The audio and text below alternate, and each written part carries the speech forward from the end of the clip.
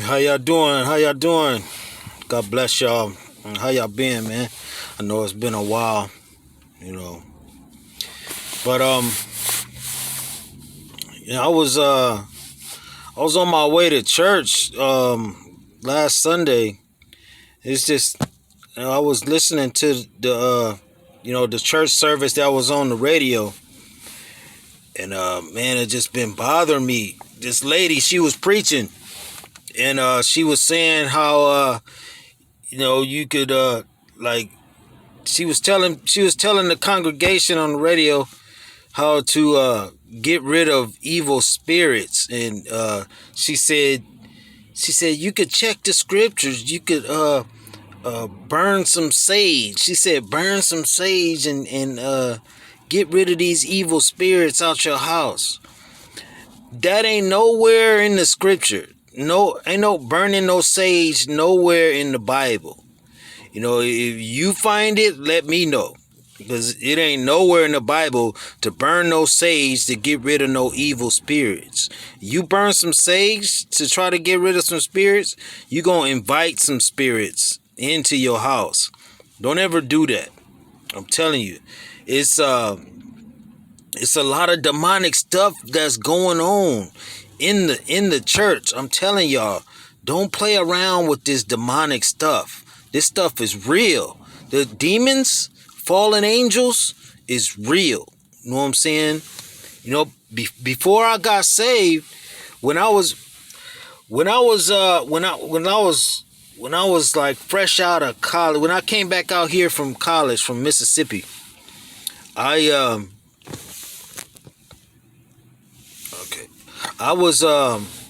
had got a job with the California Conservation Corps. And we was living on center. We was living at the job, and it was like a dorm setting, But we ended up making this Ouija board. We was young, didn't have nothing else to do. We out there in the boondocks, really, you know what I'm saying, in the middle of nowhere. We was in Camarillo. It was out there by Camarillo, California. We was out by the mental hospital at that, so we was out secluded from the city. So it wasn't really nothing too much to do except if we went to town. So one of the guys, he started talking about the Ouija board and how he made one before, and he was saying how it's stronger if you make it and all of that stuff. But we being curious, and when you young and stuff, even older people, they get curious about that stuff. You know what I'm saying? They want to talk to they loved ones that have passed away, or you know what I'm saying, if they could speak to somebody else or whatever, or speak to angels and all that. But you're not talking to no dead relative, dead friend, none of that. You know what I'm saying? You always going to be talking to a demon. You know what I'm saying? These are ways that these demons get into your life. You know what I'm saying? And they call them familiar spirits. They give them that name because these spirits are ancient. These spirits, you got to realize, these spirits been around since before God created man. When God created the host of heaven, he created these angels also. He created these angels. But when Lucifer fell, he took a third of these angels with him that were fallen. These fallen angels and these demons, which are the disembodied spirits of the giants, because they're not God's creation. They half human, half angel. So their soul have no place to go. You know what I'm saying? So they're wandering around, and these fallen angels are wandering around as well. It's a large number of these fallen angels and demons. So these fallen angels, they know who you are. They stay around and they study people. They study what you like, what you dislike, what you into, all of that. You know what I'm saying? So if you ever get in contact with the spirit realm and you think you talking to one of your dead relatives, and they could imitate your dead relative because they've been there. They've been watching you your whole life. They know how to respond to you know what I'm saying, or what you think only you and your dead relative know. Yeah, the demon was there listening too. When you told your dead uncle or auntie that secret that only y'all know or whatever, and you think now you talking to your relative. Nah, it's a demon. For real. Hey, but this guy, he convinced us, right, to make one of these boards. So he's saying like it's stronger if you make it, and you know, it's stronger if it's equal amount of the opposite sex. If it's 2 men and 2 women, it is a stronger connection. So he say. But we didn't have no women there, so we ended this dorm room, and it's probably, I think it was like 4 of us, but it was all guys. So we in there, we end up making the board, and you know, we all got our hands on it. Now he telling us the rules and stuff. He's saying like, you know, you can't take your hand off of it. You can't take your hand off the marker until you say goodbye. You know what I'm saying? And if you do take your hand off of it, you open yourself up to demonic possession. Like that spirit can possess you. You know what I'm saying? So we like, all right. So he, you know, he tell us some other stuff, like, you know what I'm saying? Like, you know, how to, you know, say goodbye. You have to say goodbye to the spirit before you take your hands off. You know what I'm saying? So we doing all that, and we got our hand on there, but we just thinking that, you know what I'm saying, everybody's hand that's on the marker is moving the thing. So we ain't really tripping yet, but this, you know, one of the guys, you know, he started asking about his dead relative or somebody, one of his friends. I think it was a dead cousin or somebody. But the thing starts spelling out stuff, you know what I'm saying, talking back to him, and he like, are you here? And he, the thing that goes to yes, you know what I'm saying, and now he like, oh, we connected and all that. So he like, if you in this room, cause it was 2 beds in the room, it was 2 chairs. I know it was 2 chairs in there. I know it was 1 empty chair, and it was an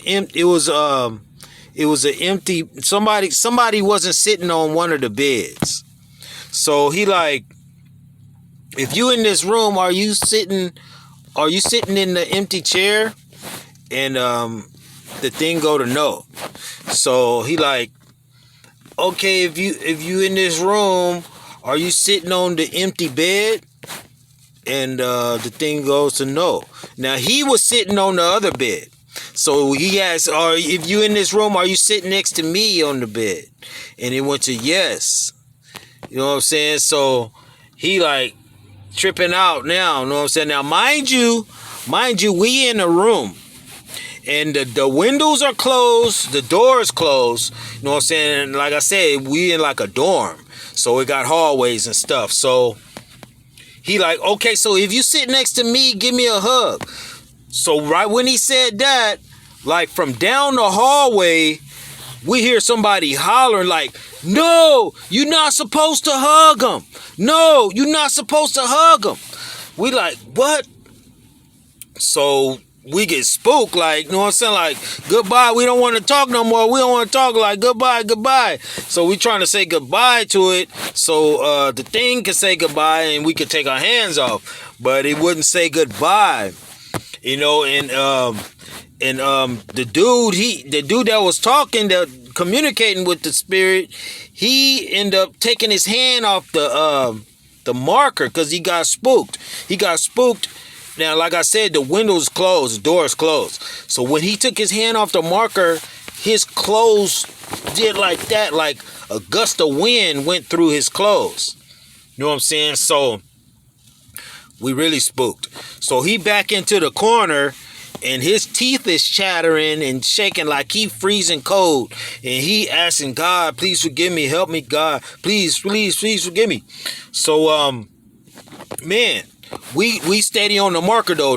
The rest of us, we on the marker like it's going crazy now. It's going wild all over the board. We like, goodbye. We don't want to talk no more. We don't want to talk. You know what I'm saying? And it steady go to no. Every time we try to say goodbye. We don't want to talk no more. We don't want to talk, and it go to no. You know, no, and it still go to no. So we like, man, like we keep saying it like goodbye. We don't want to talk no more. And the last one is spelled it out, HELLNO. So we like, man, we scared, we spooked. You know what I'm saying? So this went on for a long time. This went on for a while till the thing finally said goodbye. It finally said goodbye, and we took our hand off of the thing, and man, we took it outside and threw it away in the dumpster. You know what I'm saying? So the next morning, now mind you, this was my room. This was me in my roommate's room. The other guys, they went back to their room. So the next morning, we wake up, the board and the marker, we threw it outside in the dumpster. We threw it away outside. The next morning, the board and the marker was on the top shelf in the closet. It was in the closet. So we like, man, we take the thing out the car. We take it to the guy that told us about it. You know what I'm saying? And told us how to make it and all that. And we like, man, the thing end up in our closet. It's back. You know what I'm saying? Like, he like, oh, I forgot to tell you. You can't just throw it away. You gotta either burn it or give it away to somebody that want it. So, man, we walking around asking everybody, you want this? You want it? You want this Ouija board? And man, this dude, one of the dudes, he lived upstairs. We asked him, did he want it? And he said, yeah. And we gave it to him. Was like, man, we free. And we got up out of there. You know what I'm saying? Because we couldn't burn it. We couldn't burn it because we lived in the dorm. We lived on the facility. If we would have burned it, we would have got fired. So, you know, we gave it to him, and man, we thought we was done with it. You know what I'm saying? And man, I was asking for forgiveness and all of that after that. You know what I'm saying? And yeah, that night, the guy that was, his teeth was chattering. He was like that for a long time. And after, you know, a while, I don't know if it was hours or what, but it was a long time that he finally calmed down and he became himself again.